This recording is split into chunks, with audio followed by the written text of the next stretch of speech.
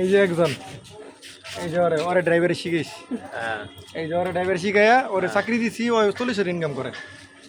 ওই যে একটা, এই যে এই যে একজন ওরে ড্রাইভার শিখাইছি 3 দিনের ভিতরে ও 40,000 বেতন চাকরি পেয়েছে।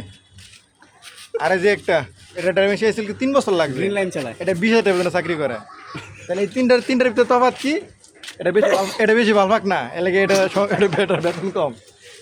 আর এটার ভালো এরকম পাকে নাই, কিন্তু বেতন বেশি পায়। এই যে 40,000 টাকা বেতন, দেখছেন সেটা দেখছেন? উস্তাদ আমি খুবই দুঃখিত, আপনার চাকরিটা চলে গেছে। আর যে এটা দেখছেন, এটা মোটামুটি আমি আশা করি লাখ টাকা বেতনের চাকরি এটা করবো ইনশাল্লাহ। না ওস্তাদ আপনারা দোয়া করবেন অবশ্যই।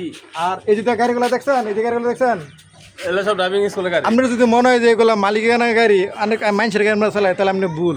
এগুলো সব নিজের গাড়ি। এই যে আর 3টা গাড়ি, এই যে দেন না, স্যার থেকে বোঝা যায়, দেখা যায় ড্রাইভার লা 3টা গাড়ি, 2টা গাড়ি। আরে দেন আমার ওর একটা বাস আছে, ও শিখে আগে বাস কিনছে, কিন্তু বাস চালায় না, চালায় লাগে।